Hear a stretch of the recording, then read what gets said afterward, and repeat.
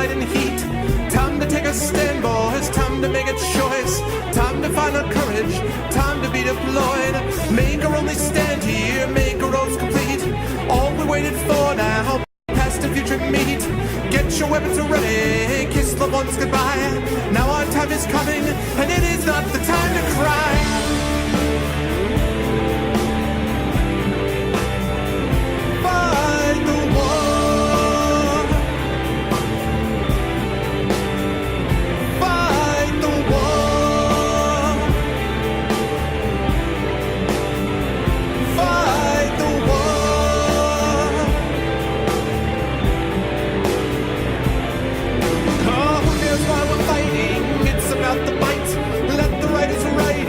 Settle wrong from right.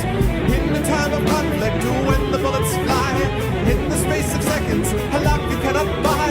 Face the facts before you, face the simple truth. We're hopelessly outnumbered, it's tragic but it's true. Make your last formation, take the final road. Now it's time for endings, now it's time to go.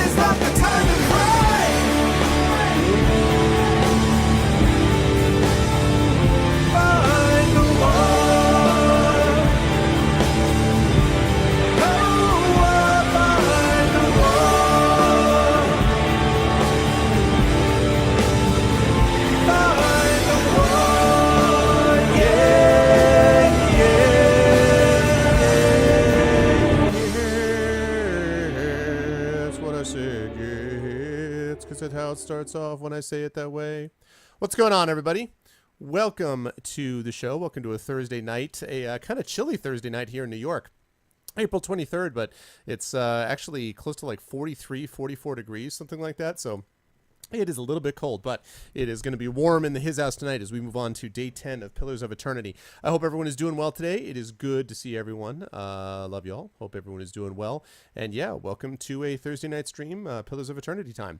You guys know the drill. The way to help out the stream the best is to continue to spread the word so that we can build up more interest and continue to bring more people in as we are doing all the time. And the way to do that is !CTT with my good friend Apple's doing the job over there as usual. All my mods doing a badass job as always. So !CTT will allow you to retweet the stream.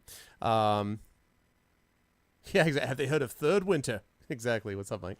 So !CTT will allow you to retweet the stream. It'll allow you to tell people about the stream in other ways. Also, if you click that video share button under the video window, that will do that as well. !ArvTube will get you over to my YouTube channel where you will be able to check out past broadcasts of the show. And we continue to grow. 307 subscribers now over at the YouTube channel, which is awesome.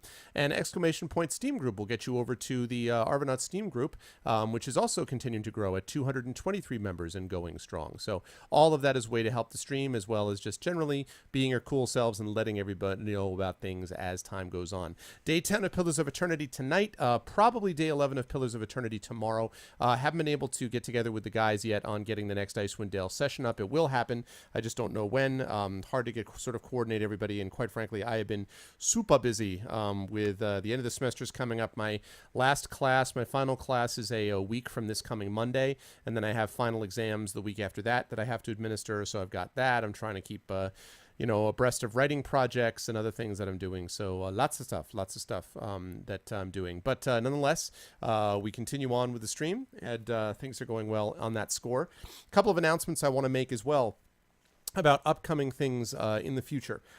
First of all, May 30th and 31st, it looks like, is going to be the date for ARFCon. Again, more details about that coming up. I don't know how much of that is going to be an in-person type of thing, how much of it is going to be just streams online with me doing longer streams with special guests and things like that. So I don't know yet, but just keep it tuned here and you will get more information about that.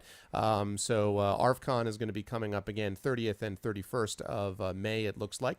On the 8th of May, Friday, so that's actually 2 weeks from tomorrow, I am going to be at Philadelphia Comic-Con doing a presentation right around 4:45 on social media, networking, and Twitch for the author, speculative fiction author, of course, in my case. And I'm going to be there with my good friend Kale Satolbo. He and I are both going to be presenting there. And so if you are in the Philadelphia area, would love to see any or all of you there. But they have put us on the schedule, which is awesome. So I'm really looking forward to that. That, again, is a 2 weeks from tomorrow. And then last, 2 weeks from Saturday, so 2 weeks from the day after tomorrow, is a special announcement, a very important announcement in the life of this channel, a big announcement. And so I am teasing that announcement for the next week and a half, almost 2 weeks or so. So please mark your calendars for that, because I really want an awesome turnout for that. I want everybody to be there, because it'll be, a good thing for the Twitch channel. So that is what is happening. Again, that is Saturday, May 9th, and it will be around somewhere between 8 and 8:30 p.m. Eastern Standard Times. That's what we're looking at for that. So, yes, tease. That is exactly what I'm doing. I'm teasing. So anyway, it's good to see everybody. I hope everyone is doing well on this Thursday. And just before I came on here, I got myself pumped up after I got home from teaching and meetings and a whole bunch of stuff, did a little bit of work. And then when I logged on here, I actually watched some intros to the top 20 80s children's shows as determined by the person on YouTube who put this list together.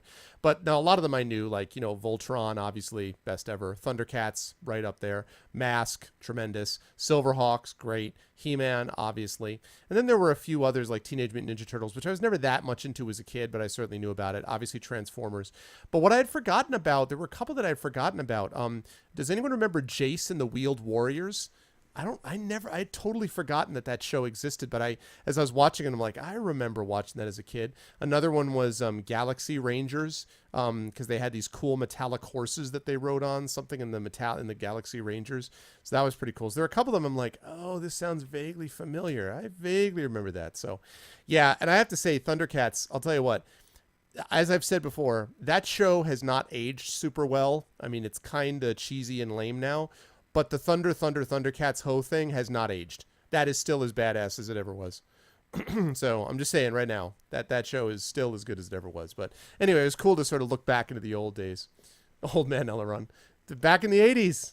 Back in the 80s. Listen, I survived it, Messiah. I deserve credit for having somehow survived one way or the other. By the way, Messiah, thank you so much for the Humble Bundle games that you sent along. You were gone the other night before I had a chance to thank you. So thank you so much, Messiah. And speaking of thanking people, I should thank the people who are here, as always.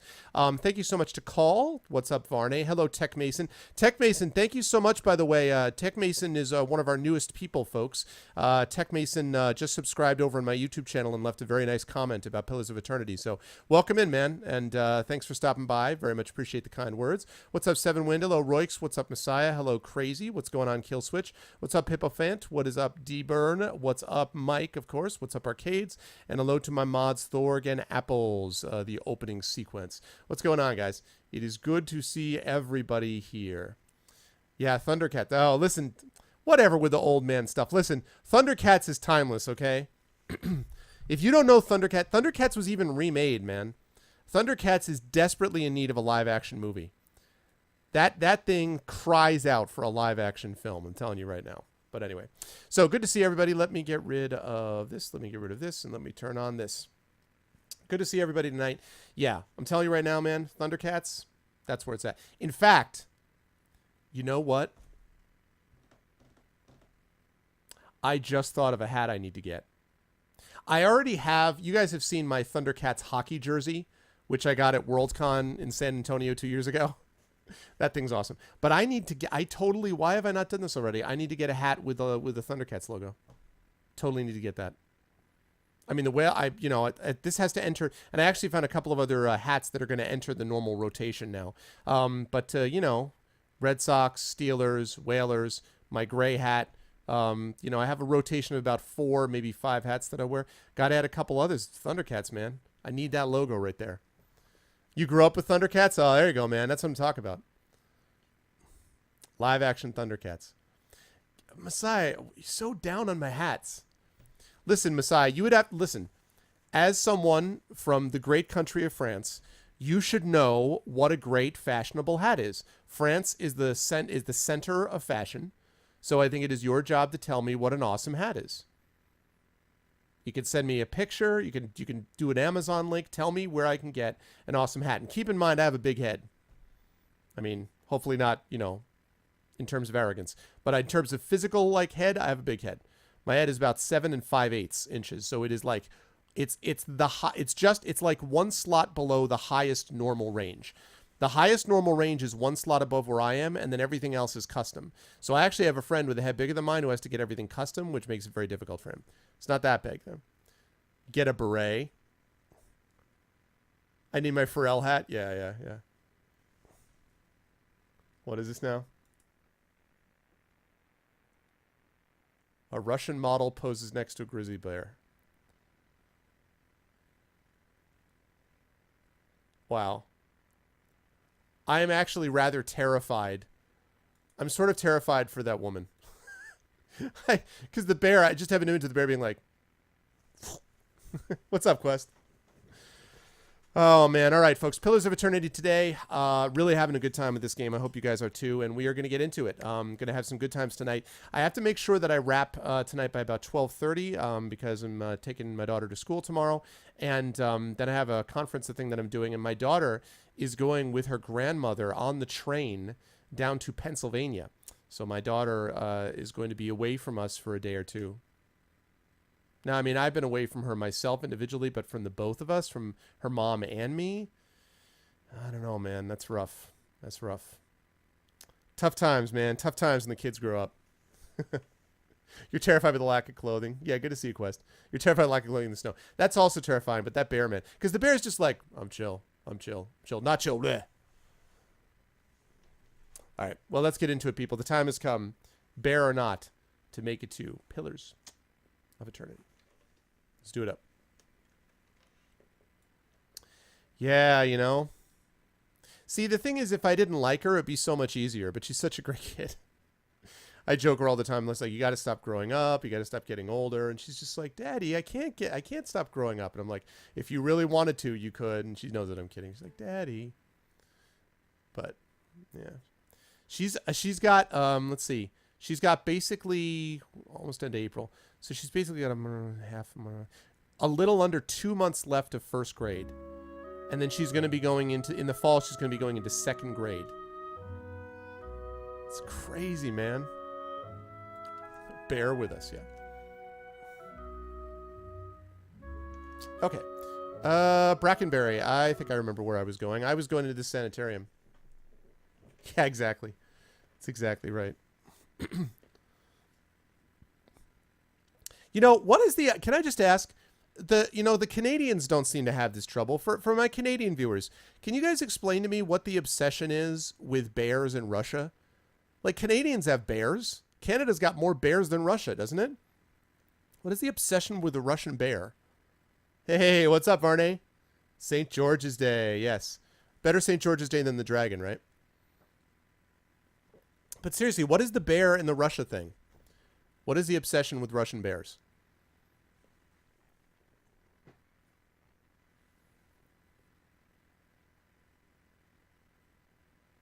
I just feel like, I don't know, man. It's like Canada is obsessed with maple syrup, hockey, and apologies, and Russians. No, just kidding. Oh, God, I'm joking. Yeah, I don't get it, man. You blame Zangief. Zangief. Or Karnov, right? I guess Karnov didn't have as much of the bear thing. I actually saw a guy on Twitch. You guys, I don't know if you guys know the Mexican runner, but he's his whole thing is he wants to beat every Nintendo game. I think he's beaten 200 of them so far. And so he's playing Karnov on his stream. Or he played Karnov on his stream, and I'd forgotten about that game. I'm like, oh yeah, Karnov. Their bears are more used to humans? Well, I guess because the humans keep bothering them all the time. They're like, hey, can you be a symbol? Hey, can you be a symbol? Stop being a symbol. Okay. So let's see. We have to go here. Druid Twin Elves. We're not going there yet. Okay, find an expert on awakening somewhere in Defiance Bay. So I need to help Aloth, like looking in here. And I need to help Helig of Thane find a grimoire so that I can help so he can tell me about Rowena, who probably has some information about it. And then I can help Dalton and finish that quest. And while I'm at it, I think there's one other quest too, right? Misery Madness. See, that's weird. Heritage. Cemetery in a neighborhood with rundown estates. So that might be Heritage Hill, and the man who waits might be here. Like this might actually be, the sanitarium might be right here. And that one is in Deerford, which is the last one. So we'll see what we got. A Canadian bear will run away if it sees you. Oh. Yeah, I've seen bear. I mean, we've seen the house where I grew up in Connecticut. I saw a brown bear a couple times. And a brown bear, it was impressive, but it's not like, a brown bear is like maybe, I don't know, 6 feet tall. A grizzly? A grizzly's ridiculous. A grizzly, I think I've seen a grizzly like in a zoo. And I've seen a polar bear in a zoo, but I've never actually seen up close and personal a grizzly bear like right near me, as was the case with the brown bears. Bear association with Russia dates to 19th century political cartoons. Bears are on the heraldry for the historic city of Novgorod, and quite famously a bear is... Yeah, no, I know that, Mike, but I'm just wondering why they got so, like, caught up in bears. Like, I wonder why 19th century political cartoons were interested in bears, or why Novgorod, like, has bears on their heraldry. I don't know. I'm just curious. Okay. Indeed. Let's hit the sanitarium, people. By hit it, I mean go into it.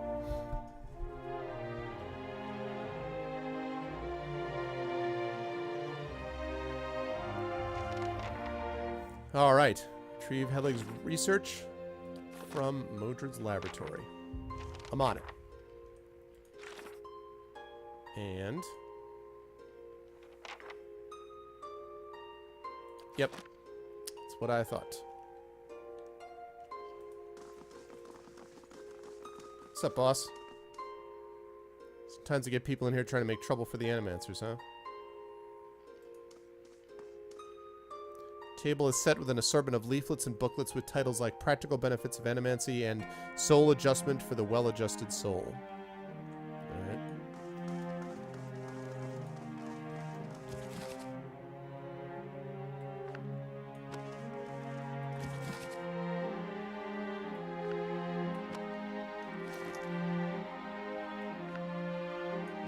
Okay, what do we got? The expedition. I move. There is no compulsion. It is not a need, but something pulls. I cannot deny its draw. The white wins out past my vision. Oh wait, I already read this. Never mind. I don't read anymore, because I've read it before. And I've already read that too. Alright. I've already read it before. I keep forgetting that I gotta check and sell some of my extra books.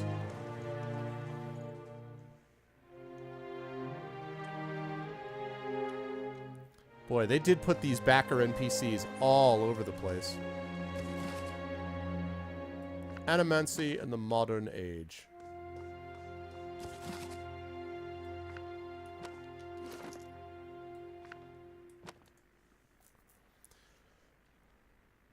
Animancy is a science both respected and reviled, sometimes by the same person. For all the research done on the topic, we still know so little.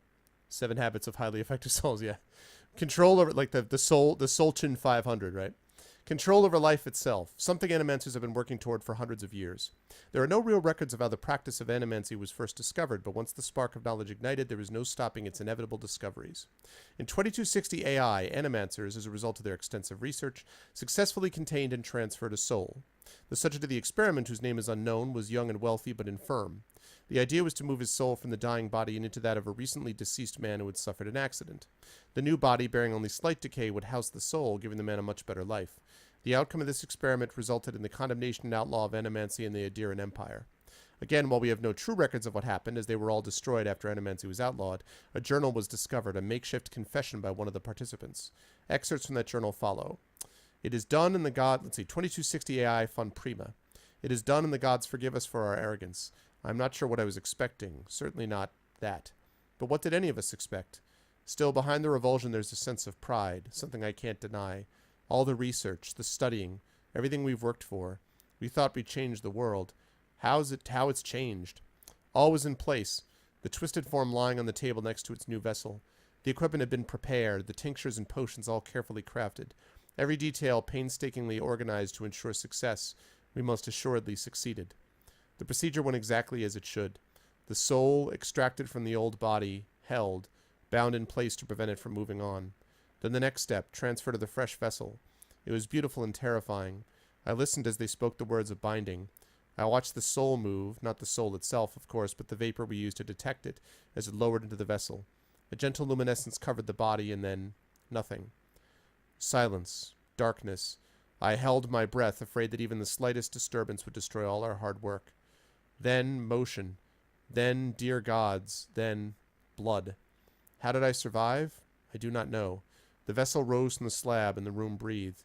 Every person crowded around the tables exhaled. Some cheered. We had made life from death.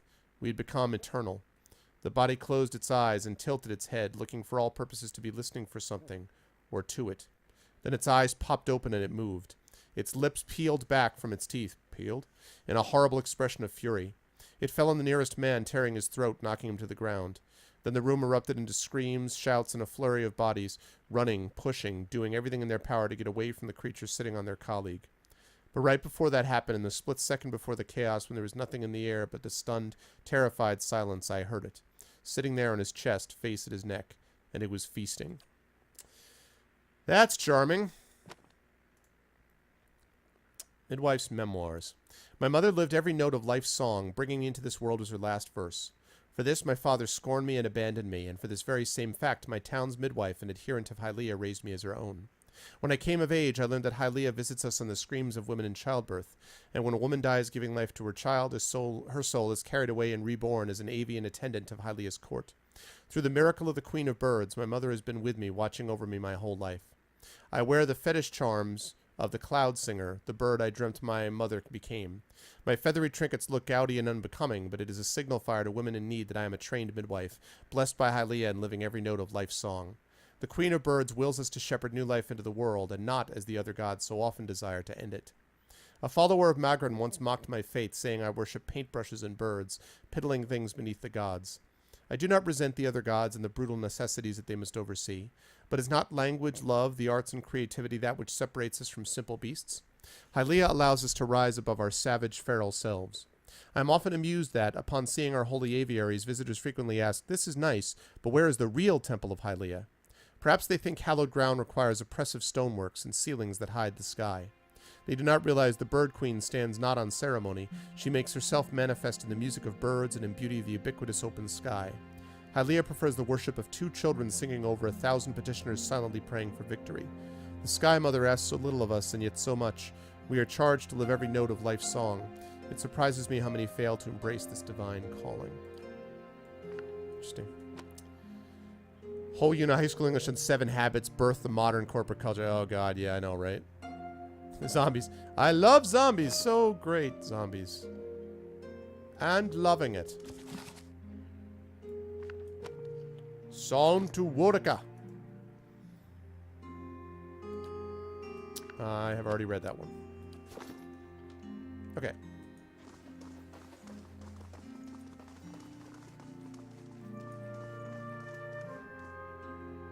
Speak with Head Warden Ethelmore if you wish to make an appointment with one of our animancers. Well, let's see.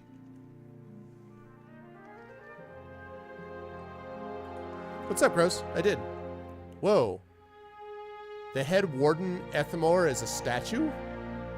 A well-maintained statue of a middle-aged man presides over the room, looking down and blinking over the bustle of harried academics pestered by the hopeful desperate. A strong warmth emanates from it that you could sense from across the room. There is a human soul stored beneath the stonework. It's logical, I guess. You feel its attention turned towards you. It has been some time... Oop. Echo, my bad. It has been some time since a watcher graced these halls. I am envious of your natural insights, traveler. I can only imagine how it might have helped my work in life. Now, what is it that has brought you to my sanitarium? I'm curious how you've come to be in your present state. Let's start with the simple questions. In the statue, you mean? Well, I was old, and it seemed wrong to me. A lifetime spent in pursuit of discovery, only to lose it all in death. Somewhere, someday, I would wake up in a new body, none the wiser, and pursue a different course entirely. All that experience wasted. If we are ever to unearth the principles behind our existence, it will be in spite of our condition. Of that I am quite sure. To live on as part of something I helped build seemed to me a better legacy than what nature had in store. The transfer itself was quite simple as our techniques go, and for that I am grateful. Playing with souls is far easier to accept when they are not your own. I do miss being able to take an active role in the scholarly efforts here. Now and again one of our animancers will humor me and consult over some problem, but they are a jealous breed and are too often afraid to collaborate. If you are considering it yourself, I can tell you that it isn't for the easily bored. Let's see, we got a lot of stuff. Okay, sanitarium first. A history lesson. This is a rare pleasure. Most come in here only concerned with cheating death in one way or another. We are an old institution as Deerwood goes. This is our 94th year. As with many cities, the growth of Defiance Bay brought with it a horde of problems. And by horde, I mean host. One of the worst was that those born with, shall we say, ill-favored souls came to populate its streets in droves. Thus, the sanitarium. Brackenbury was a natural fit. It was growing, but there was also a lot of money here back then. This place owes its survivals to the curiosity of the wealthy more than anything, I think. Our founding came at a time of great suspicion in animancy, much like today. So much progress has been lost to the mishaps of a few careless practitioners. But in time, it was forgotten, as all things are. Since then, we have been at the forefront of animancy's resurgence. We have played host to many gifted researchers and pushed the boundaries of our knowledge in ways never thought possible. Some of the first safe transferences were done here, and we have pioneered work in soul purification, lineage analysis, preservation, Julian Fries. It's really quite a list, if you'll pardon my pride. Today it's, well, I can't say it's exactly the same. There's been some push to shut us down. It comes from Deerwood's more excitable denizens, whose minds are more passionate than thoughtful, I'm afraid. People see this legacy, and they see it involves something they don't understand. So it's natural for them to suspect people whose understanding exceeds theirs. It looks to them like we're hiding something. We have a representative in the palace this very moment, defending the entire science of animancy at a hearing before the Duke, absurd as it sounds. If it does not go well, it could be the end of animancy in Deerwood. I fear Erevar may be swayed by all this unrest, irrational though it may be. We shall see. Yeah, I should check that out, Thorg, actually. What's up, Tecmo? How you doing, man? Tuesday, a 13-year-old kid killed his teacher with a crossbow and a knife. We have a polemic about television influences. Oh, wow. Why? Because the 13-year-old kid supposedly was influenced by The Walking Dead, Varney? Really? Varney, remind me again what country you're from. I know you told me before, but what did you say you're from again? Does anyone here know anything about awakenings? There's an animancer on the lower floor, came all the way from Revelwood to study them. Take the stairs down and look for Belisage. About Modred. Modred, of course. You'll find him downstairs in the first room on the right. And the $8 million question. You may remember the leaden key in your midst. I could have done without hearing that today. Many of their intrusions been into our affairs. Of course, one can seldom be certain whether they're meddled or whether calamity is struck on its own, but a few of their less skilled infiltrators have been exposed from time to time. They are a perpetual nuisance. Once again, I am reminded how envious I am of your gifts. I suspect they would be of some use in verifying one's identity. You're at odds with the leaden key as well, I take it? Barcelona, Spain. That's right, that's right. That sucks, though, Varney. I didn't know Walking Dead is a big deal in Spain. That's cool. Hey, Zara. How you doing, Zara? Hi, everybody. Good to see everyone tonight. Let's see. You're up to something, and I'm trying to determine what. They are always up to something. Of that you may rest assured. If their plots have come to involve you, you have my sympathies. Do you have some idea of who this person might be? I suspect it's a patient. Very well. In that case, I would recommend you speak first with our resident animancers. They have frequent interactions with both patients and colleagues. You'll find them up here in their offices downstairs. You'll report anything suspicious to me immediately. This is my only request. Yeah, I'll get right on that, Stony. I guess that's true, Messiah.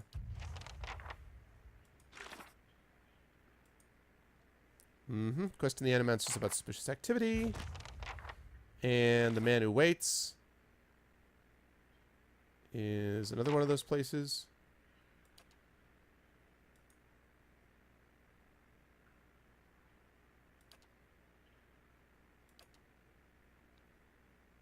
Okay.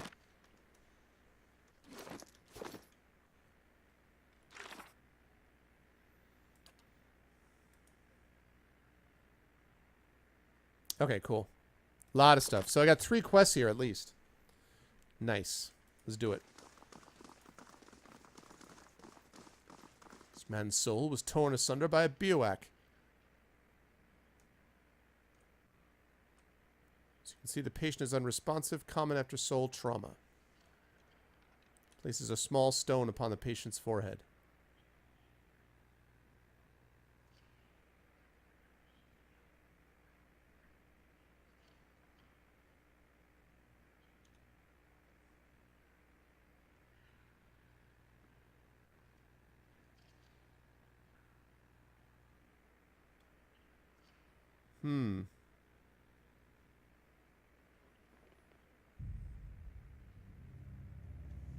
Uh-oh.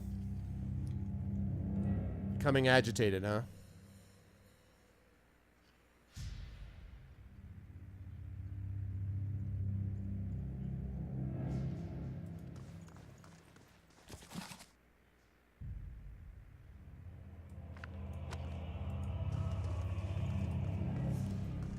Alright. Let's chat, bro. Hail and well met. Bald man with a crooked nose gestures in demonstration over the still body of a patient before a small gathering of interested onlookers. Feeling your gaze, he pauses his discussion. Is anything what is it you do here? Close as we are to the Glenfithin Wilds, we get a number of bioac maimings every year. Maimings. Yeah. Survivors dealing with complications from exposure. This fellow here is a severe case. His essence is a mere whisper of what it was.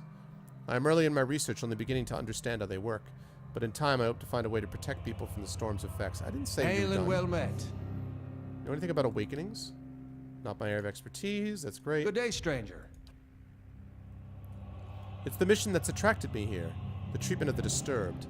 No one else seems to care about them. Here, they've worked wonders for them. I've seen people cured of insatiable hungers and uncontrollable urges. I've seen the crippled walk and the dysphoric smile, all within these walls. The thought that the Duke could put an end to it with a single order, it keeps me up nights. That's a conversation that I couldn't get into no matter how I tried. I guess I need to ask him about something suspicious right off.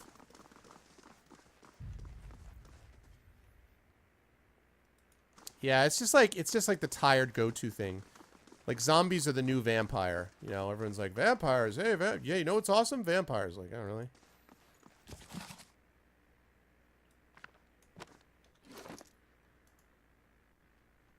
I already know about Adair Customs.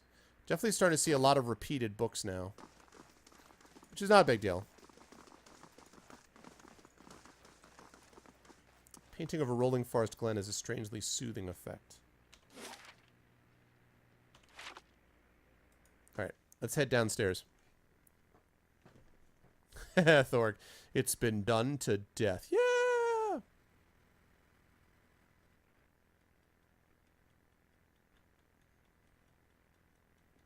Hey, what's up, Winston?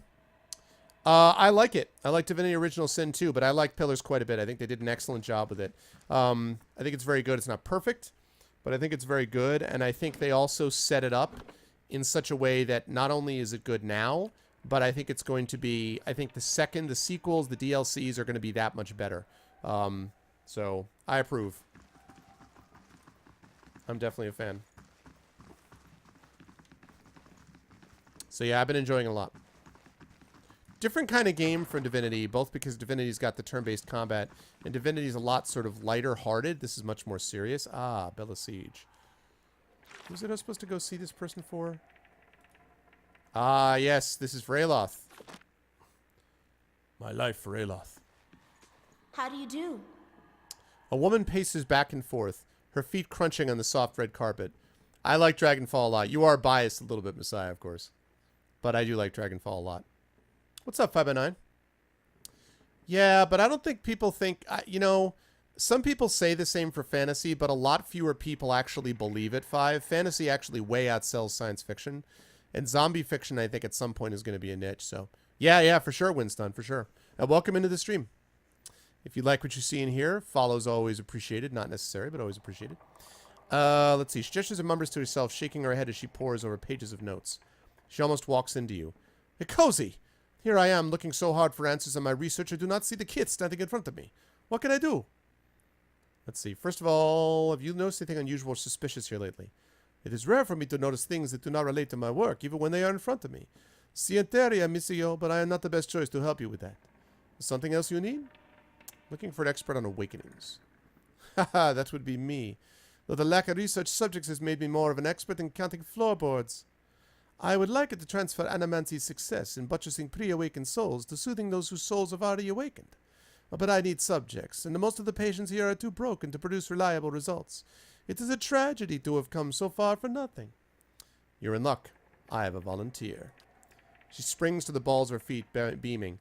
Gillarde, who is it? I don't know about this. Don't be silly. The process is perfectly harmless. All you must do is stand in that cage. Oh, God. What could go wrong? Oh, yeah. No, I hear you, 5. I hear you. Yeah, I feel like there's a... You know, it's going to come back. It's going to go away and then it'll come back again. But I feel like Zombies is kind of played out, honestly. I beg your pardon. I jest. You Adirans are so uptight. I don't even know what that thing is used for. It belonged to the last occupant of this office, I think. Now they upgrade him to a cell. Again, I jest. She rubs her hands together, getting down to business. So, I need you to sit here.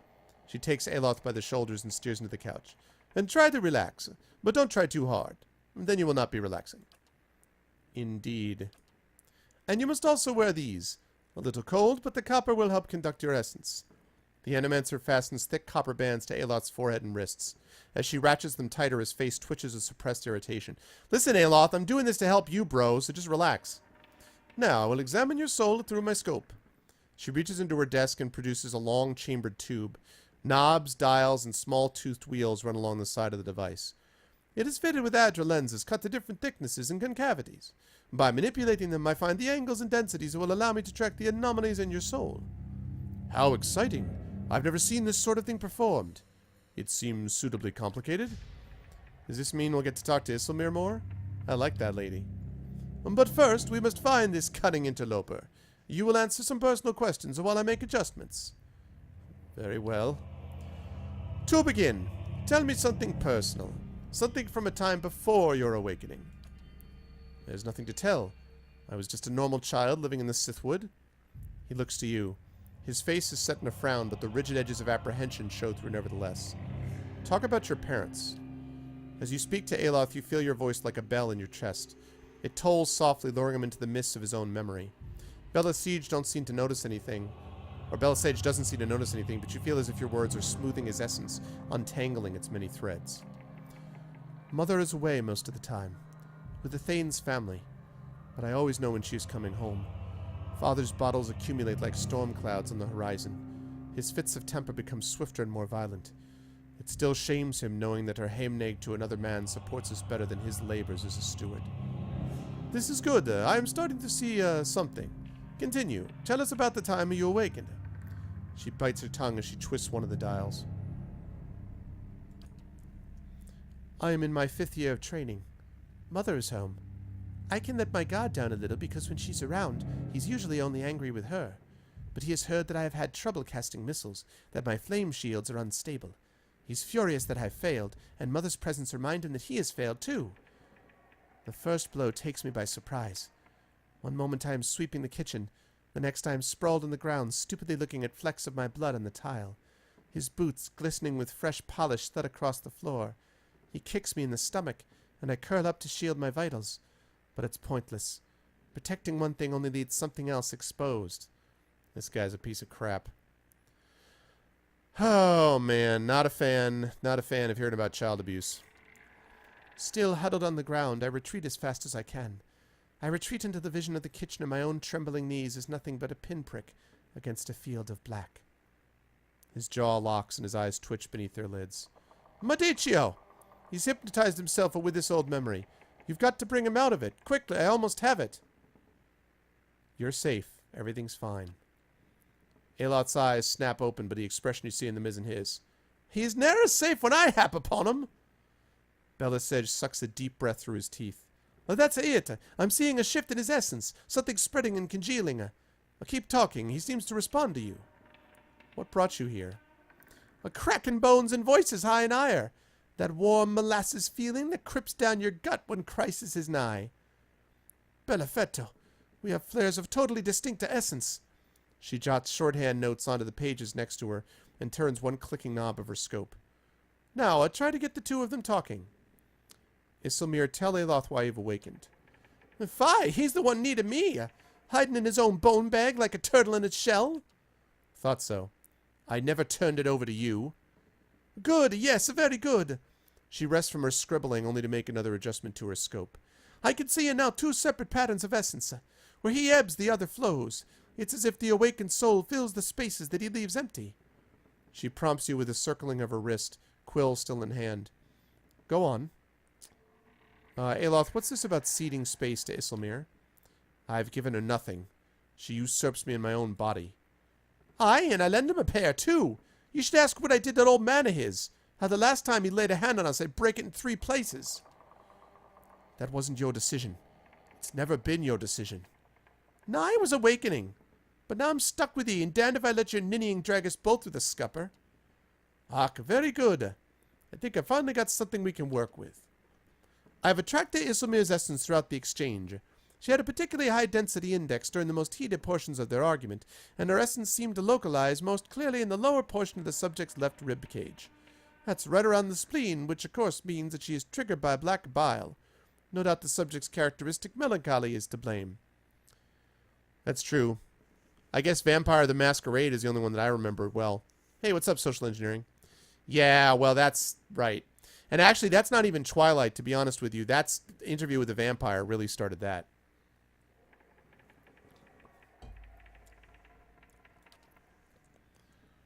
Aloth blinks back at you, and in the midst of his perturbation, you're not quite sure who's looking out of his eyes. That's utter horseshit. Black bile, is it? They've certainly spat their share. It is a simpler explanation than I expected, all things considered. Yes, and never in my years of training, I suppose you have a better explanation? You're close. I think Isilmir's appearances are related to potential sources of trouble for Aloth. Thank you for the follow, Winston. Welcome to the Arbonauts. Belisage carefully scratches her jaw, gaze darting between you and Aloth. I suppose that could be true. She jots another note. I'll have to check this against other research. He removes the copper bands. Well and good for you, but what does this mean for me? Belisage frowns at her notes, tapping her cheek with a quill and making a grand show of concentration. However, you catch her stealing a glance at you over the pages. Let's see. Isilmir tries to take control from you when she thinks you can't face a problem on your own. You can't let her make these decisions for you. She did you a favor by dealing with your father, didn't she? I think she's trying to help you stand up for yourself. You may not like her methods, but you should hear her out. Or it seems that Isilmir steps in when she determines that you're in danger, not clear help or hindrance. I'm going to say 2. If you had to listen to her half as much as I do, you wouldn't say that. He scowls, but you notice something thoughtful in his frown. I've got a lot to process. Regardless, thank you for your help, Aveneleron. He does not look at Belisage. She sets her notes on her desk and returns to her scope. Well, I hope this has been as useful to you as it has been to me. I finally have met the publishing. You'll be the toast of Revua, Fenter Aloth. His grimace melts into a crooked smile. Aye, advancing the rightwise principle of animancy. Just what he've always wanted. As you turn to leave, you catch a darting movement out of the corner of your eye. Bella Siege is humming to herself, still occupied with her scope, but Aloth is holding her notes. He's just about to tuck them into his cloak when he catches you watching. It's all very funny, Barney. He holds a figure to his lips, his eyes wide and imploring. Please, I don't want any personal information published like this, especially not after her nonsense. No, you get your explanation, she gets her research. That was the deal. He slides the papers back into the desk, giving you a rueful look. I'm not gonna help you explain this one, scholar boy. Alright. So... I'll be the right person to ask. And quest completed. Two-sided. Alright, cool. Major adventure completed. Lovely. Party gained 3,240 experience. Nice. Outstanding. Alright. Let's take a look and see what we got. Alright. How are we doing on this? 1 day, 25 hours for the Woodland Trails. Yeah.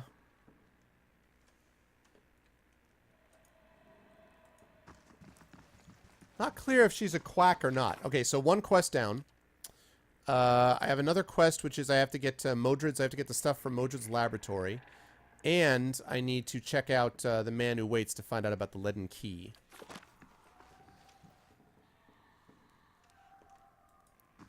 I have a feeling I'm going to go into this, and at some point someone's going to release something, and I'm going to have to fight my way out again.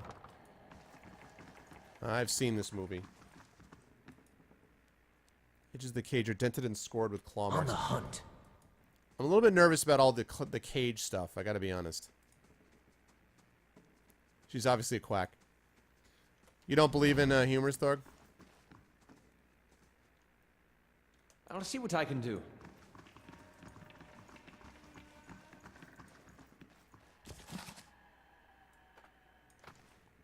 Note from Azo.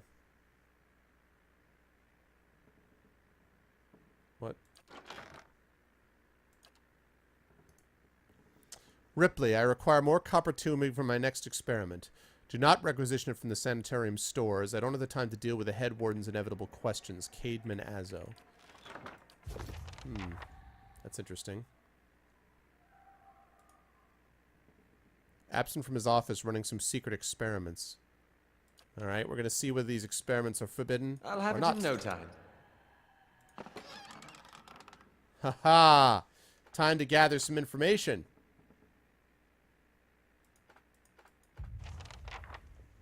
Alright. Let's see what we got here.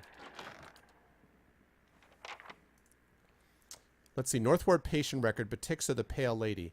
Subject is female, mid-40s, awakened to a past life as a serial murderer, which now frequently emerges as the soul's dominant personality. Subject vacillates between violence and severe depression resulting from guilt of past deeds. Weak candidate for present research. What's up, Fenrir?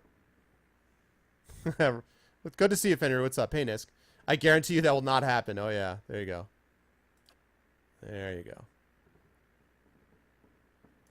Northward patient record, Graham. Subject is a male, approximately early 30s. Powers of speech absent, presumably as a result of the overfragmentation of his soul. As such, he is the ideal subject for present research. However, experimentation has caused severe pain and induced panic, and I have to enlist the aid of the guards in transporting him for more recent procedures. Right, this place is going to get more and more sketchy all the time. Idelman the Midnight Man, Northward patient record. Subject is male, mid-20s. Displays acute dissociation and paranoid delusional tendencies, causing anger and extreme violence. Dangers of working with the subject preclude possibility of further use in present research. And Northward patient record, Usgrim. Subject is a male, approximately 17 years of age, admitted for episodes of catatonia, followed by occasional violent outbursts. Initial analysis of soul revealed severe fragmentation and essence deficiency. Said deficiency all but eliminates the possibility of utilizing the subject in present research. Yeah, this is starting to feel awfully sketchy.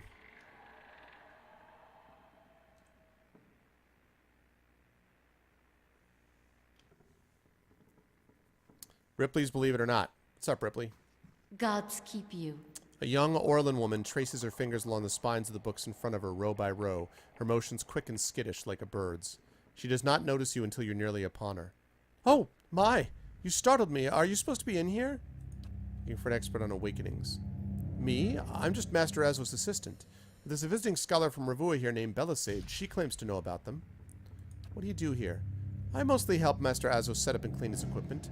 I also keep his office organized since he's too busy to do it himself. Alright. Let me do a bang-up Good day, job. stranger. Do a bang-up job keeping the thing open. Ah, those guys, yes. I've heard some of those. I've heard about them, Messiah. I'm going to assume they're not going to let me in that, are they?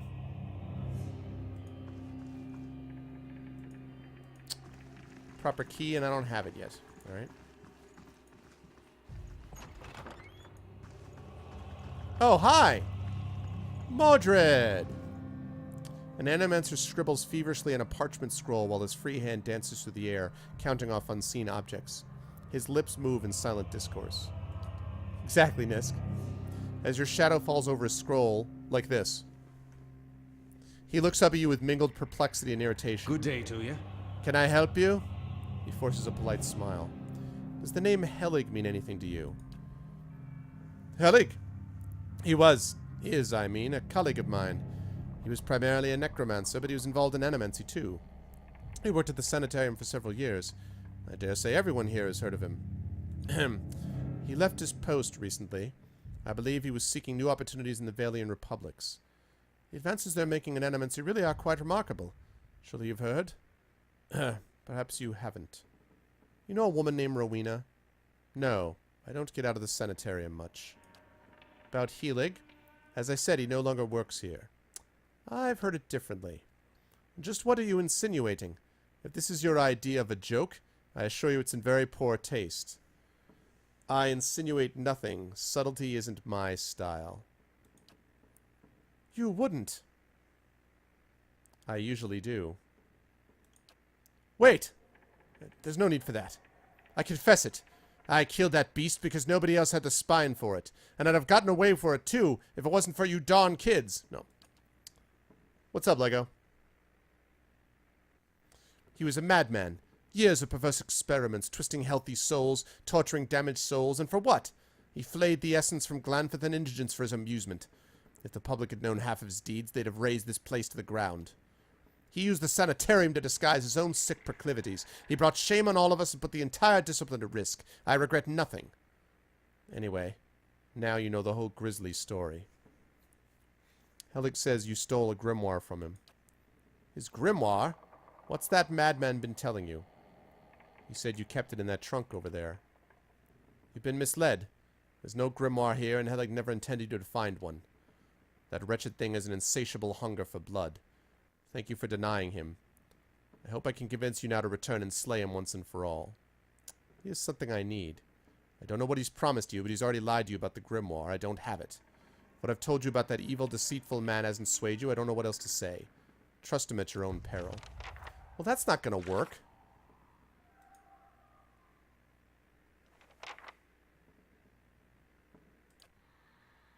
Hail, traveler.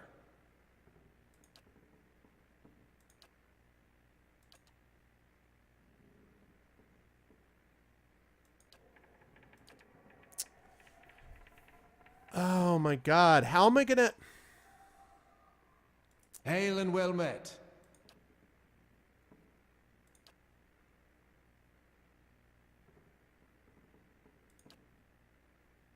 I'm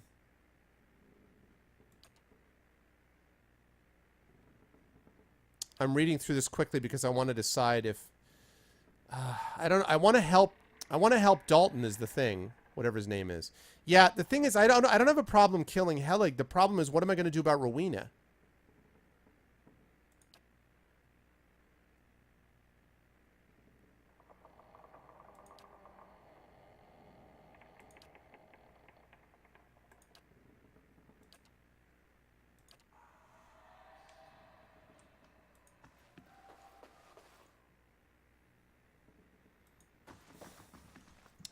I have to figure out what I'm going to do about Rowena. That's the thing. I don't mind going back and dealing with Helig, but I'm going to save it. I'm going to try something.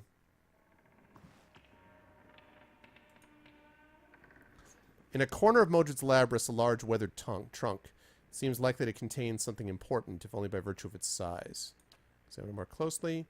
Large padlock on the front. Open it. Welcome.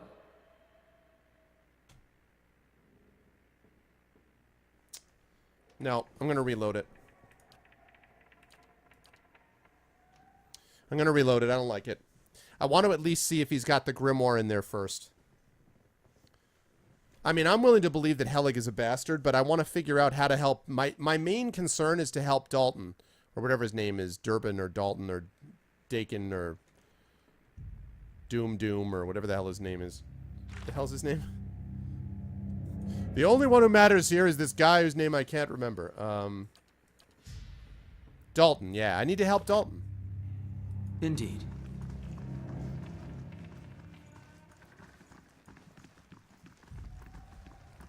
You can 5x9, sure. But it's not necessary, though. There, because of the stash that you use.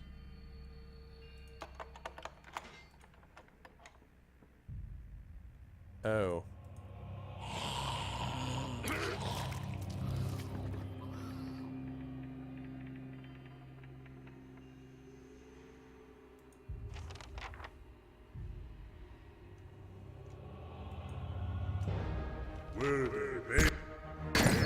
Ansawu.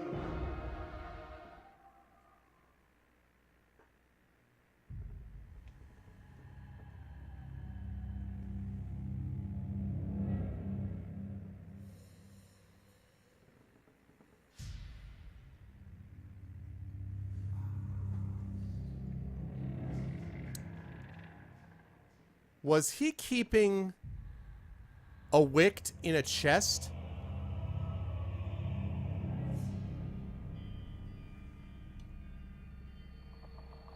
Was he keeping a wict in a chest? Is that what just happened?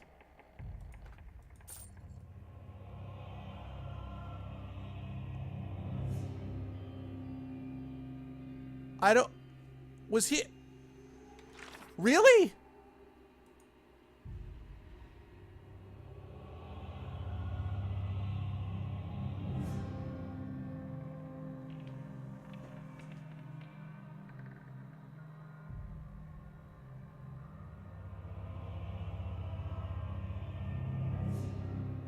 But, I mean, okay. Here's the thing. So the wict, he was keeping a wict in the chest. I don't... It is 5, yeah. It is hard for Whale's Cap, yep. I mean, am I missing something? Like, that is... But, like, then Modred is a bastard too, right?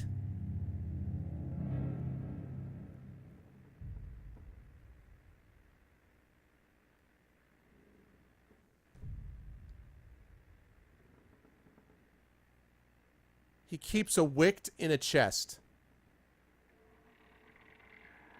Really?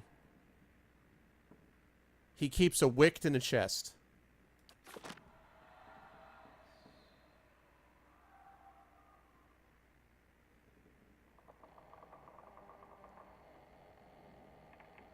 Can I just burn this entire place to the ground and then go off and kill Helig also?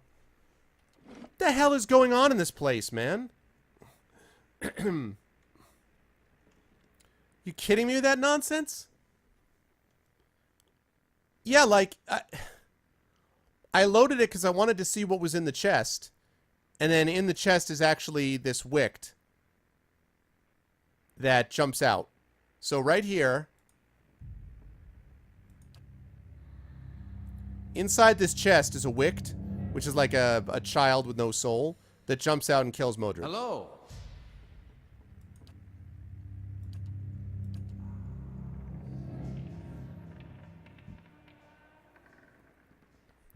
But the thing is, it's like, okay, so I don't know who to be angry at. Like, I could be angry at Helig for lying to me, except that that means that this guy right here is also a bastard because he kept Because he freaking kept a wick in a chest?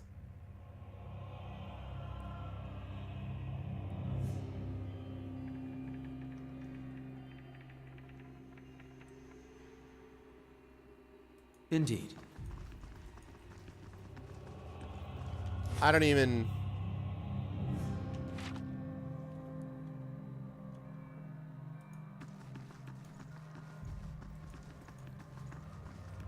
Right, I feel like my reaction is like they all suck. I think that's my reaction. My reaction is all of these people suck. All of them. Every single one of them sucks.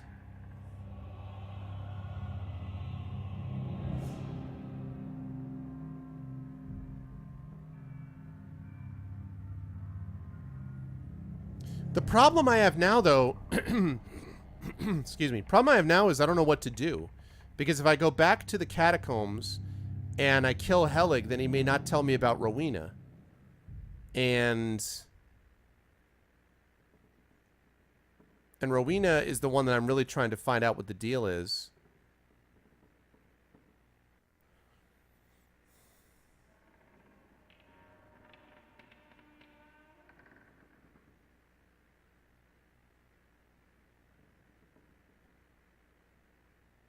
I don't know what to do here.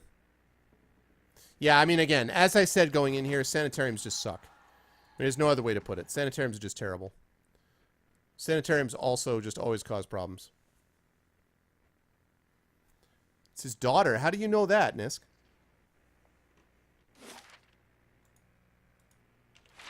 Alright, first of all, I'm going to go back and tell him about this dude.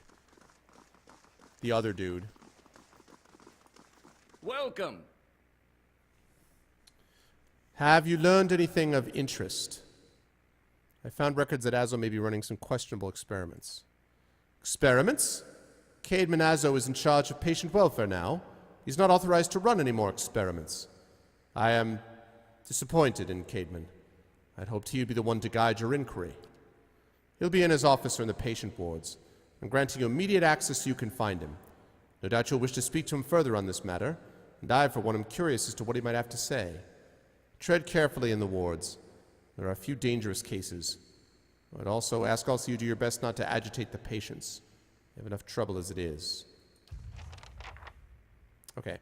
I'm going to investigate the patient ward, but I'm not doing that until I solve the situation with Helig.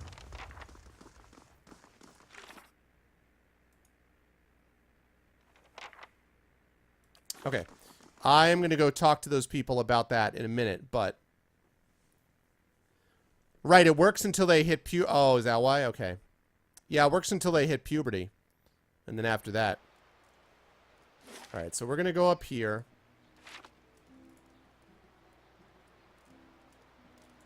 I'm going to go talk to what's-his-face. We're going to have it out. Oh, my God. All I want to do is say... I mean, like, I want all these people. The necromancers, the weird people that keep, like, their zombie daughters in chests. Ugh.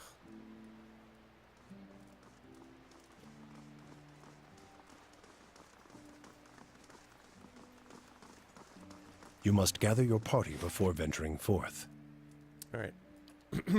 Copper Lane. So we're going to go in the catacombs. We're going to confront what's-his-face? Helig. And then we'll go back down to the sanitarium.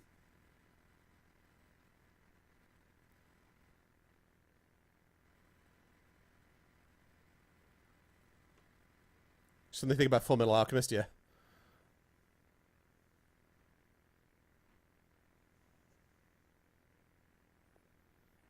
I was assuming you guys would be thinking about Ghost in the Machine. That is what we're talking about, is it not?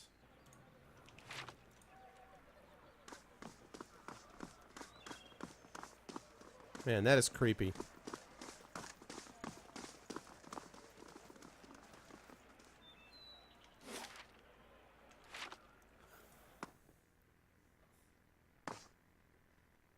Okay, catacombs time.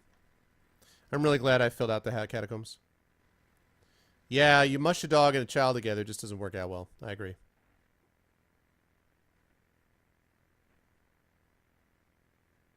Like, externally or otherwise.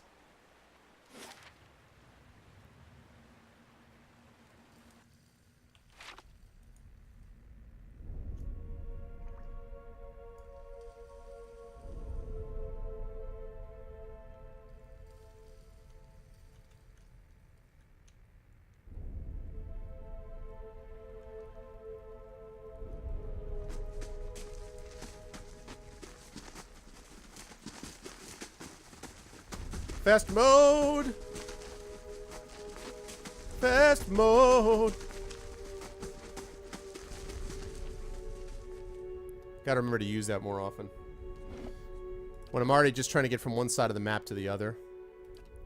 I'm gonna save it here and see how this stuff goes. Yes.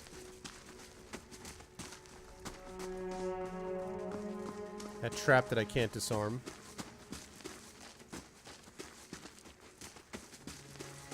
This should be an interesting discussion.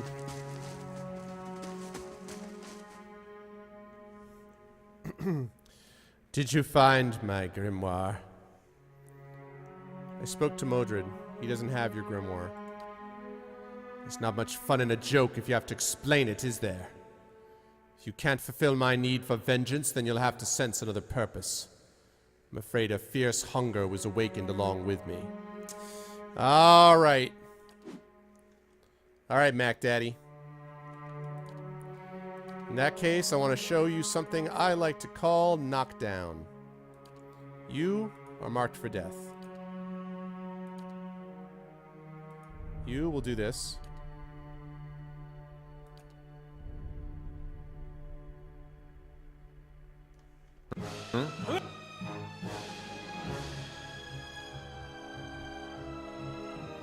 Doubt they're going to be affected too much by confusion.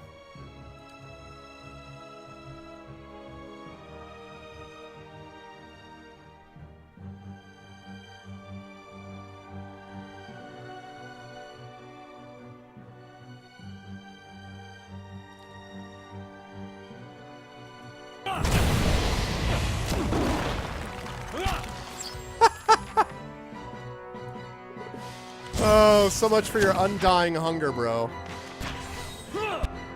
Wow. Owned. Freaking owned. Oh my god. What the... Wow. Alright, let's see what just happened there. Oh, Heligoth thing cast Fireball on me. Okay, that's great. Let's see. Hits high of 17 Crush. Let's see. Aloth 4 hits. 45 pierce damage. And Aravius calling the world's maw. That was wrecked.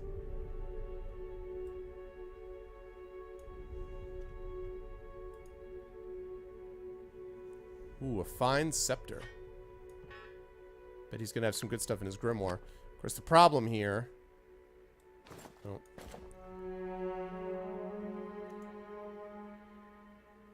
That's it. As you hold the gem, you think you hear a woman's voice. That's it. That's what he's been hearing. A soul prowls within the bloodstone like a caged Stelgar. It's filled with a fierce, restless energy. Who are you?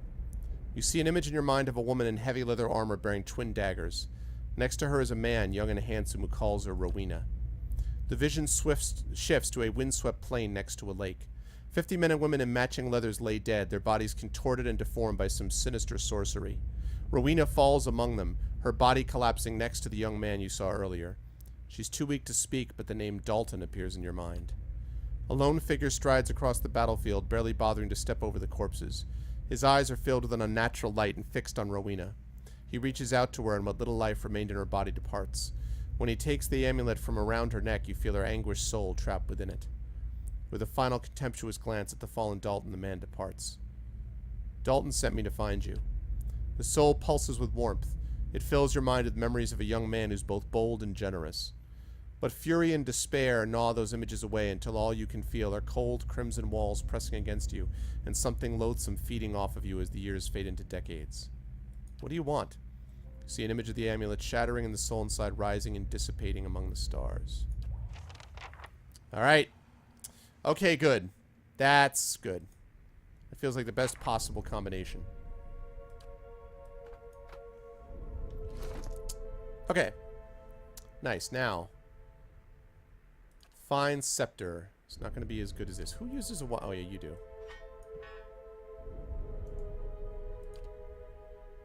Limit 18. Fast speed, though. Yeah, alright. That's not as good. I feel like that worked out pretty well, actually. Oh, look at all the spells. Ray of Fire. Let me stand next to your fire. Consulat's Draining Touch. Okay. Really, that's it. I got everything else, huh? Alright. Hey, what's up, Game Misconduct?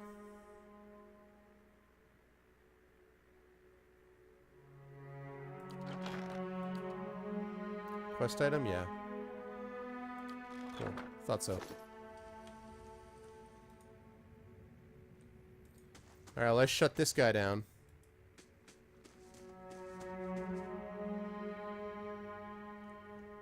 Easy now. So now this guy is well and truly dead.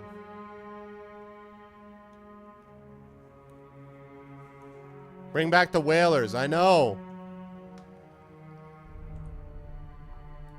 I'm here. I know, man. Alright, well now I can get that guy information about his love and then go back to the sanitarium, let the other guy know what I did.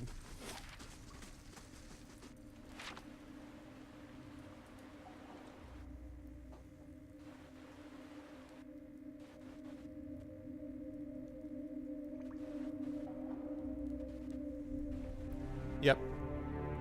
By the way, I watched, if you guys haven't seen it already, I watched the Penny Arcade D&D things. I'm now completely caught up. I watched Penny Arcade D&D at PAX East 2015, so this year. And that session has been awesome. Those guys have been doing a great job.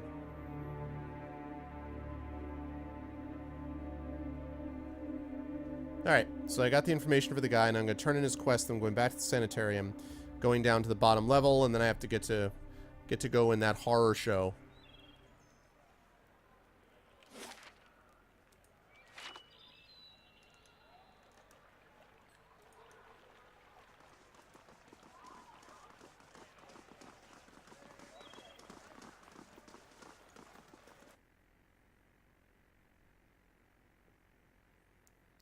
Village of the Damned. I don't think I ever saw Village of the Damned.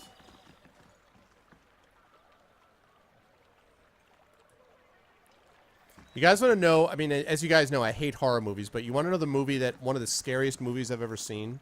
It's a movie called The Believers, with Michael Douglas was in it. It's probably like 20 years old now, but it's got like, it's freaky, man. It's freaky, that movie. Like about voodoo and it's freaky stuff. Alright. Did you find her?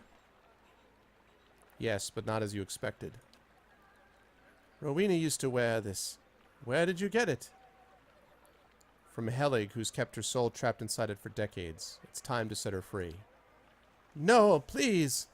After searching for her so long, just to have her close to me, to visit her in my dreams, that would be enough. Enough for you, but what about her? If you keep her trapped in this amulet for the sake of your own comfort, you're no better than the wizard who imprisoned her. You're right. Please, let me do it. He draws a club with a trembling hand and crushes the amulet. As the gem cracks, you feel essence rush from it. The old man looks at the shattered gemstone. Thank you for showing me reason. Perhaps she'll wait for me in the next life. He looks at his hands shaking. By the flame, she won't have to wait long. Please, take this. It's from my old adventuring days. I think it's time I finally let them go. Aw, poor Dalton. Did it. Poor Dalton. Thank you, Merwin and I can finally have peace. Ah, poor guy.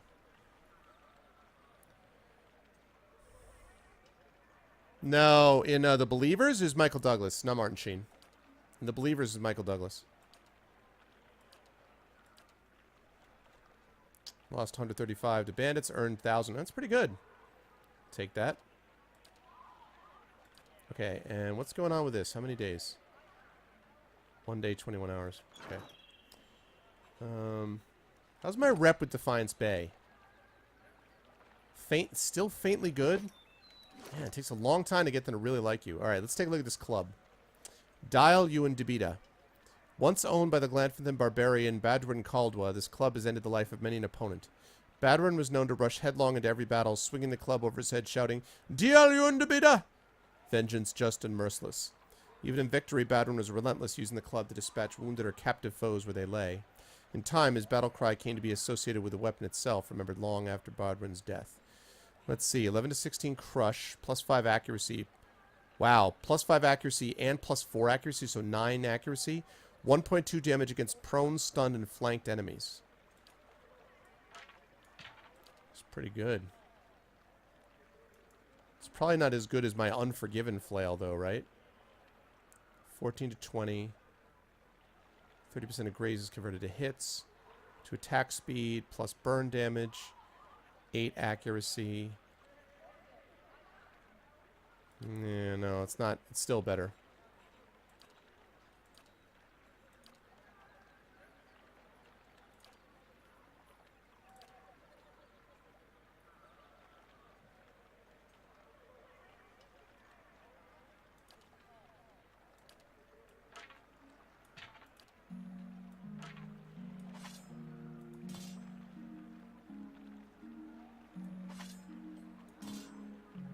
Okay.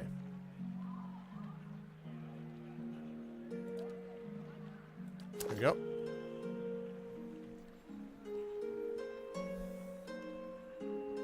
Ader has a club focus, does he really?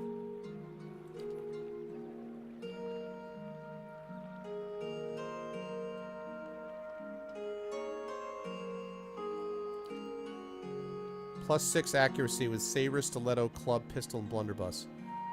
Oh. Okay. So I'd have to add plus 6 to that amount then? Alright, hang on a second then. So. Not you. God damn it. I swear to God, the UI in this sometimes. Okay. Now can I do that, please? Thank you. Alright, let's see. One-handed. 13, 18 crush. That'd be plus 5, plus 4 is 9. So it's plus 15 accuracy. This is still better, though. First of all, it's more base damage. 14 to 20 as opposed to 12 to 17. 14 to 20 crush. Converts 30% of grazes to hits. It's got 1.2 attack speed. And 25% burn damage. And 1.3 damage. So, I think this is better. Even with the focus. That's good to know, but even so.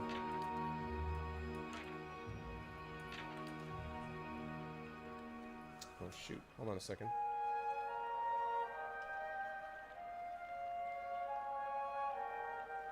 Hold on one moment, guys.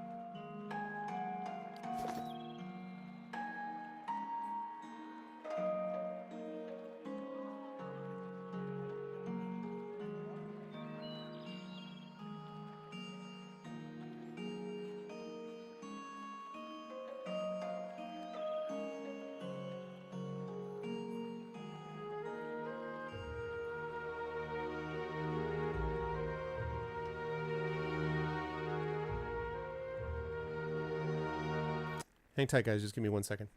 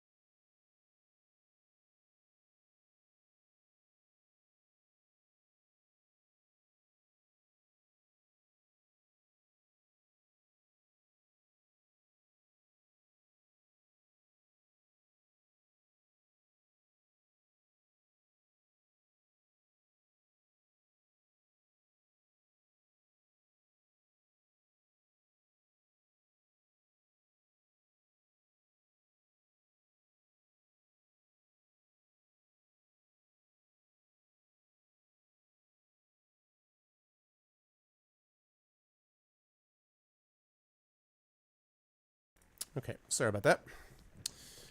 Right. All right, good. So good. I took care of that. Lovely.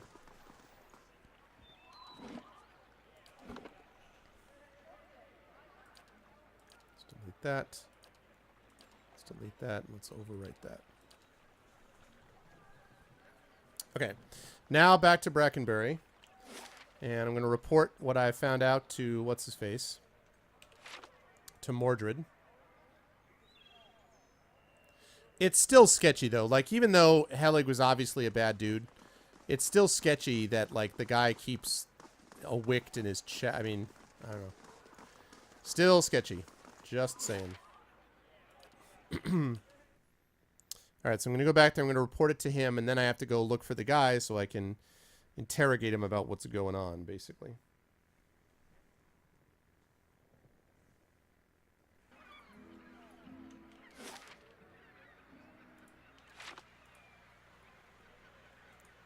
What was unprofessional?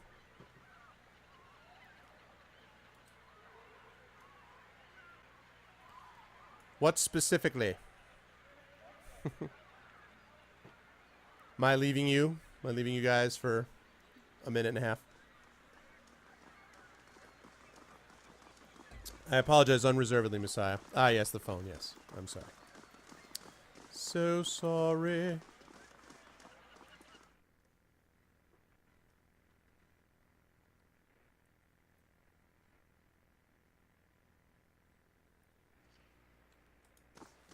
All right.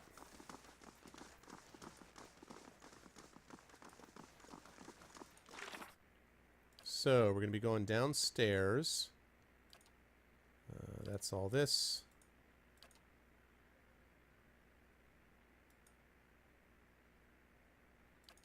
Fragments of a Scattered Faith. Still can't get into this stupid records archive because I don't have a high enough stats yet. That's back in the other thing. So yeah, so I'm on the, that's who I'm looking for. Graham in the North Ward. Graham is a frequent test subject. Alright, so what we're looking for is Graham. So I'm going to report to Mordred and then Graham. Mordred, Graham. Graham, Mordred.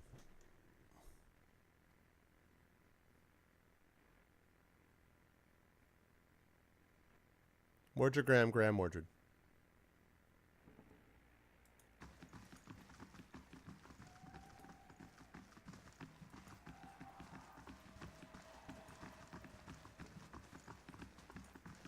Well met, friend. Yes, Helig is dead. For good. And I can rest easy. You've done a great service for Animancy, for the sanitarium, and for me. Thank you. Glad to be of help. Farewell. How do you do? Alright. So that's all he had to say.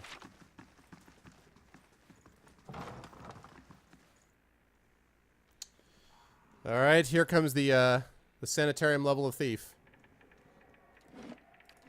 This is going to be fun times. At least it's isometric, so we won't get quite the level of immersion.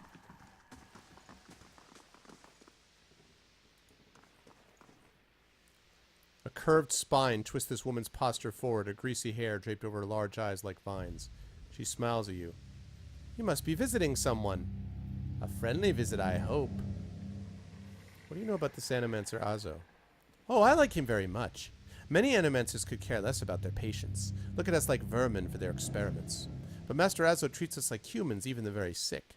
You can tell he does this to help people. He's helped me understand a great deal about myself, and I know he's done the same for others. It's too bad what they did to him. He hides it well, but I know he's still affected by it. What happened to him? They don't like to talk about it, but there was an accident. He was said to be one of the brightest in Deerwood. That was his reputation here, and that was what brought me to seek treatment. People say it was ego that drove him to try and solve the legacy, but that's hogwash, even if he was a bit of a showman. He loves his homeland. He thought he could help. He wasn't one to speak of his work, suspected his colleagues might have tried to steal it. But he told me once that he had figured out a way to create a soul. Not a soul exactly, mind you. How did he put it? A proxy, I think he called it. Had some machine that drew energy out of the very ether. Can you imagine? The point is, it was going to help with the legacy. It was going to make Hollowborn into something easier to love and care for. Gods know that's something we need. Do you know what they call those empty little babies in Andra's gift? No, tell me. They call them buoys, because so many of them are found floating face down in the water. Oh, God. These are mad times. Anyway, Master Azo had scheduled a public demonstration of his work in Copper Lane. He was so excited. And then the next day, he was locked in his office, turning away visitors, I heard. And he stopped seeing patients. I don't know exactly what happened, and I don't have the heart to ask him, but I'm glad they're letting him treat people again. Any of the patients may have been acting unusually? Well, there's Batixa, who relives a murder she committed more than 5 lifetimes ago. Edelman, who they say only has half a soul and who was found collecting the faces of others because he believed his own to be a false one. Graham, he speaks in a language no one understands and wails at night sometimes. Different from their normal behavior, I mean. Well, yes, I suppose, but nothing they didn't volunteer for. Master Azo let us know that a number of patients in the North Ward had volunteered for new therapy and would be escorted to his laboratory to receive treatment. The North Ward has our most troubled cases. I'm glad some of them have chosen to get help. It seems to me it's gotten quieter over there since it started. Oh yeah, I'm sure that's not horrifying at all. It's Graham I see them taking in the most. He struggles, but he always was a bit of a wild one. You know where I might find him? I think I've seen him around today. Have you checked the laboratory? It shares a wall with his office. He's been spending most of his time there lately. Would I be able to visit the North Ward? They like to keep them separate. I don't know that I've ever seen the guards allow a visitor, just Master Azo. You might ask him. He's very sympathetic. Why are you in here? I don't want to say. You'll think less of me. You can tell me. I'm going crazy too. You shouldn't tease. No one in here can help what they are. I know. I've tried. These last few years haven't been kind to me. They haven't been kind to anyone, really. I try not to think of it as personal. I lost my husband and both boys in the Saints' War. My daughter, the legacy took her before she was ever mine. I made do. What else can you do? I moved into a tiny place in Andra's gift, got by mending clothes and on the kindness of strangers when I had to. But I was surviving and the gods are watching over me. I could live with that. Then one day this noblewoman comes in, wants this fancy gown fixed. Gorgeous thing, this shade of blue I'd never seen before. Only I had. I looked at it and it reminded me of something. I had what they call an awakening. I remembered being a noblewoman myself in another life. People doting over me, men doting over me. Me! The best food, the most beautiful home, all the things you'd never dare to dream of. They were mine. It was poison knowing that. All those things I had that I'll never have in this life. It did something to me. My food started to taste rotten. The walls in my little room seemed to close in around me. I stopped being able to sleep in my own bed. So I came here. It was that or break into an estate and start ordering servants around. It seems like such a silly thing to worry about. You don't have to tell me. But I can't get past it. And I start to wonder, did the gods choose this life for me? And if so, what terrible thing must I have done to deserve it? Maybe you'll get there again one day, if not in this life, then in another. The strange part is that I think even the best wouldn't be good enough for me anymore. I think it must have gotten to that point when I was that noble lady. Okay. Only one with access. I thought I was just in his room. Which is over here. Okay, so I gotta go down and around. Okay. Charming.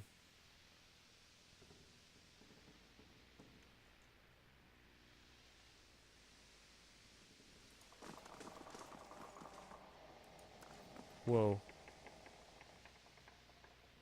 Whoa. That's cool. Look at that thing. That's pretty awesome.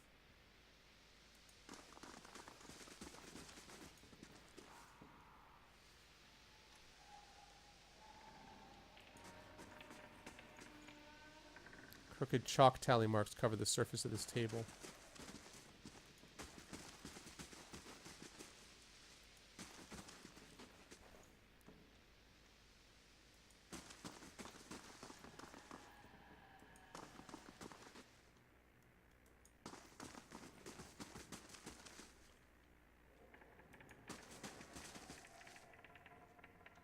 Okay, this is his lab, based on what she said.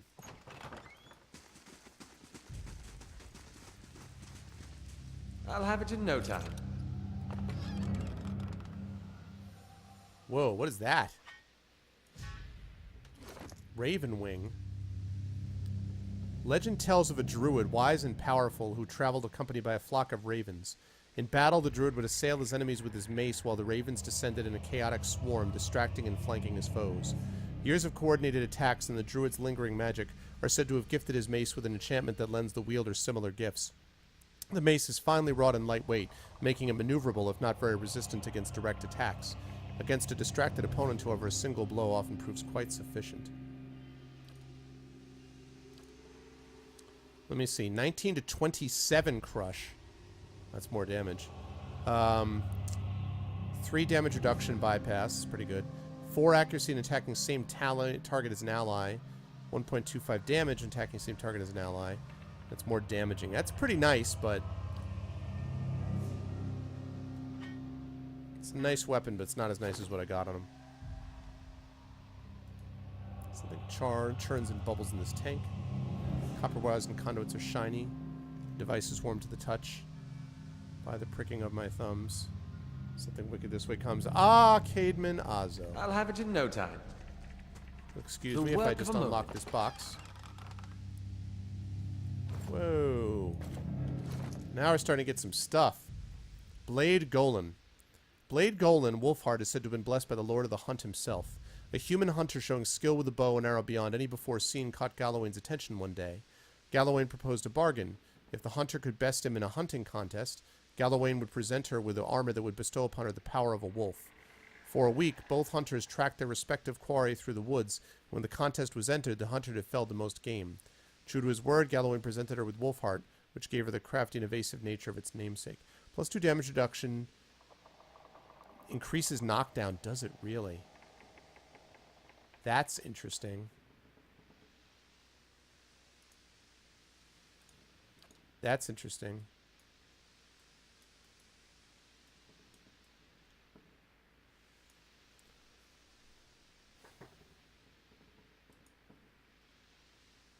So wait, breakout means that it stuns for longer? Yeah, it can be 5. So does breakout mean that it stuns for longer and it knocks out longer? So it increases stun and knockdown? Because that's his thing. He does lots of knockdown.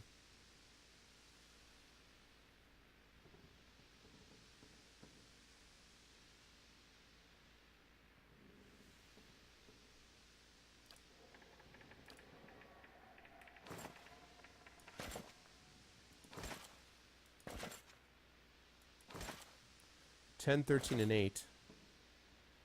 7, 9, 9, 4.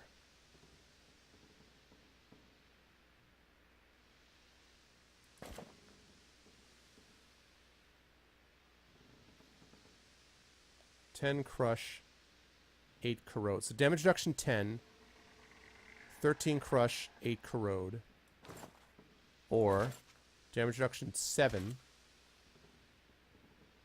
9 pierce, 9 freeze, 4 corrode.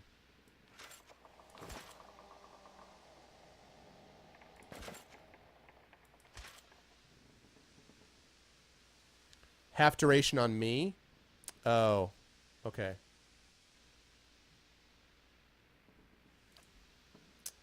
Alright, that's not as good then. That's not as good.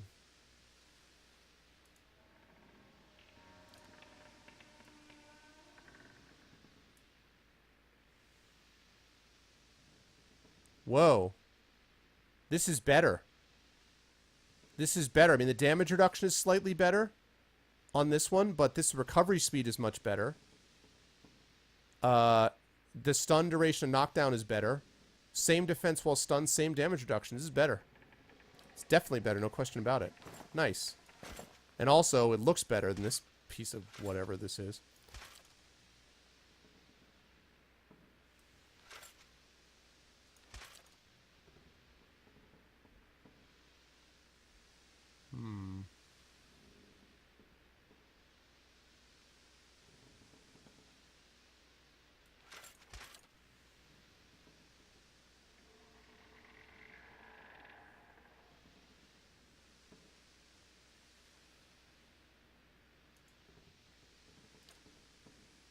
And that's...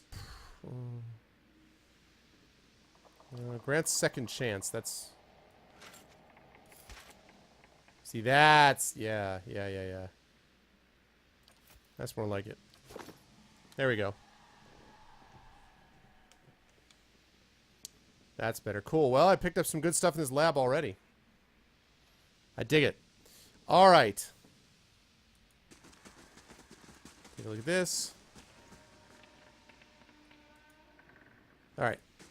Time to talk to you, Mr. Cade Manazzo. A round-faced, balding man turns to face you. His upper lip is pulled upward slightly by his pointed nose, exposing his upper teeth when he scowls. What is the meaning of this? Mole told me you're not supposed to be doing any more experiments. Yes, well, Ethelmore hasn't done much good for anybody since he had his soul moved to an inanimate object, so I fail to see why I should let that sway me. If Animancers all followed the commands of their leaders, where would we be? We'd all be as backward and willfully ignorant as Reedsaurus. We'd know nothing about life or death, or even ourselves. We'd be lost in the dark with no clue as to why. I never thought I'd find myself in agreement with the statue, but Ethelmore's right about this fellow at least. How easily ambition masquerades as prudence. I bet he's fooled even himself. Surely there are other paths that don't involve risking lives. Indeed. Many lives have been spent in such pursuits, writing treatises and poems. But tell me this, how does one verify the truth of a poem? If some philosopher stumbled across the meaning of our existence, how would we know it from a false one? These are wasted lives. In Animancy there is progress. We are measurably closer to complete understanding because of our work. And that will be true until our work is complete. Who will solve Widewen's legacy? Some church? Some warrior? It will be an Animancer, or it will be no one at all. I heard you were demoted. How did it happen? That's none of your concern. Did one of the others put you up to this, Ardmer? That smug weasel. Things went wrong. Everything. I don't know how. I'll never know. Spring Awakenings. You tried your experiments on any other subjects? I have, yes. No point in lying about it now that Ethelmore is involved. I asked for volunteers from our patients and a few brave souls came forward. I was very close at one time to a breakthrough. They understood that. They understood their sacrifices would mean something. I'd like access to the Northward. Get ready for him to be like, no, and then I have to sort of convince him. There you go. Called it. Out of the question. Those patients are in isolation for a reason. Your forehead seems damp all of a sudden. Perhaps I should discuss your insubordination with the head warden. You smug cretin. How dare you come down here and meddle? You have no idea the importance of my research. He balls up his fist and digs his teeth into his index finger. A growl simmering beneath his breath and a deep scowl compressing his face. You want to go, bro? Fine. Speak to them for all the good it'll do you. I'm sure the discussions will be fascinating. Pulls a heavy key from one of his pockets and nearly slams it down the floor before handing it to you. Farewell. Thanks for your cooperation.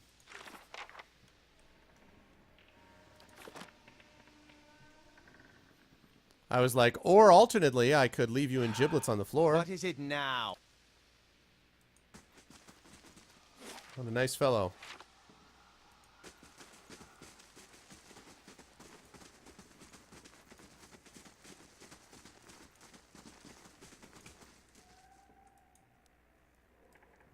Quiet.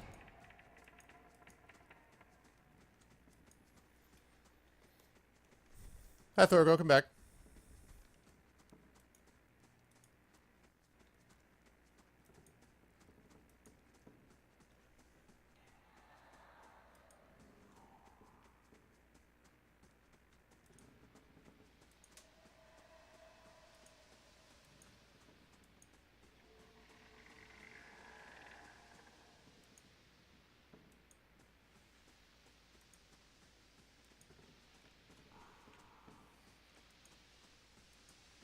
Now, this is the South Ward, which is not nearly as dangerous, supposedly. Ah ha ha! That's unusual. Oh. Gold Rot Chew is not particularly interesting. No, but it's tempting. Definitely tempting.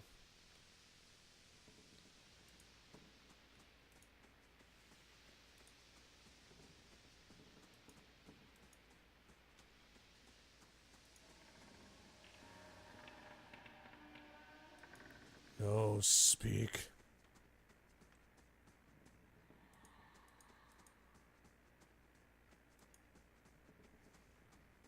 And I'll just walk past you. Actually, wait, I won't do that yet. Something here I haven't opened up yet. Let me check these two things out, and then I'll go there.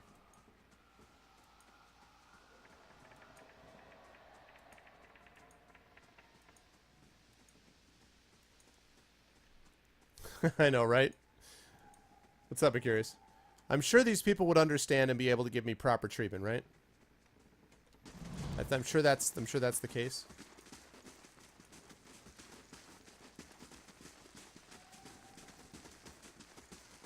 I shall be quiet as a calm sea, which is not very quiet. No visitors. That's not accurate, actually.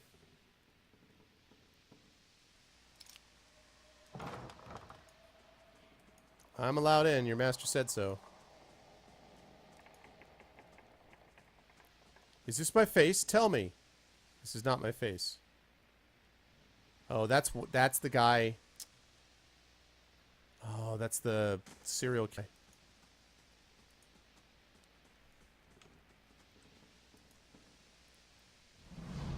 There's Graham. This is the guy I was looking for. This man has the look in the eyes of his... Oh, God. Look of his eyes of a hunted animal, and at your approach, he staggers backward to the wall. What? God damn it. He cries out, a bizarre primal utterance like nothing you've heard. I need to ask you some questions. Graham looks at you blankly. It's unclear whether you understands you or not, but his panic has momentarily subsided. He opens his mouth to speak, but the words that come out are half-formed as though his tongue were cut out. They're impossible for you to discern, if indeed they are words at all. The mutilation of animancy. Crueler than any torture to disfigure the soul. Let us return the favor to the animancers of this shit heap. You're afraid. Do certain visitors make you afraid? He looks at you with uncertainty. Slowly, tentatively, he steps closer to the front of his cell, and as he does so, for the first time you can perceive his soul within your ken. It is misshapen as though maimed by some jagged instrument, and large expanses of it have been gouged out entirely. You feel no barriers of resistance. If you wanted to, you could look further into Graham's soul. Alright. Let's peer. You project out toward the maimed soul in front of you, merging with it, its confusion and fear becoming yours as it whisks you into its depths. You're in your cell. A key turns. The door creaks open on neglected hinges. Thoughts come to you in waves, incomplete, broken, fearful. Standing at the door is a rotund, balding man. His upper teeth and pointy nose remind you of a rat. He beckons, apologetic. You don't want to go. Anything else. In your mind is a single word, and the word is no, but it dissolves before it reaches your lips. You press against the back wall, cornered. You cry out. This reminds me a little bit of Overlord, Mass Effect 2. In darkness, you fight against unseen restraints. You cannot move your arms or legs. The man walks into the room carrying a lit candle, its meager flame casting long shadows across books and machinery. Straps bind your arms and legs. Cold metal circumcises the crown of your head and the breadth of your chest. The man is sorry. He is in need of raw materials. They dismantled his work and he needs another source. He needs to show them he was right. He thanks you. What a piece of crap.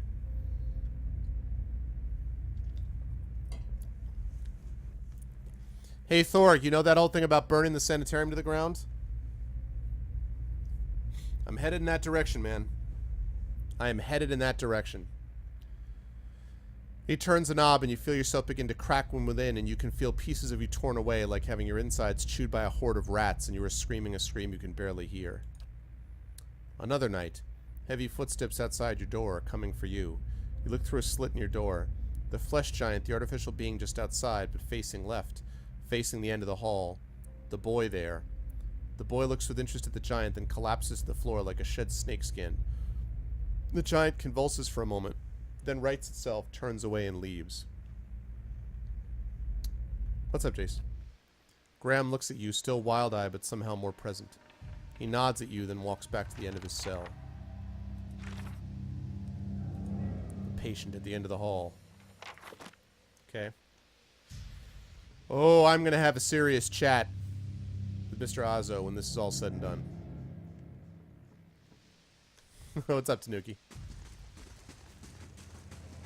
I think it may be time to strike up camp. This isn't the treatment that they were promised upstairs by the cushioned seats and lush carpets.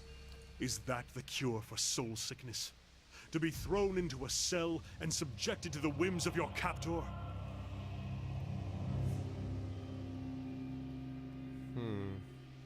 I doubt the wealthier citizens had the same experience. I'm sure they have their share of family members they'd rather forget. But if all were treated like this, the sanitarium would never survive. What did these patients do to warrant such conditions? There are just as many who come here cured of their ills, people otherwise be cast aside.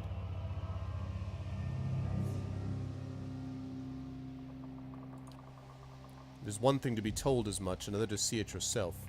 Let's be on our way. This place gnaws at the soul.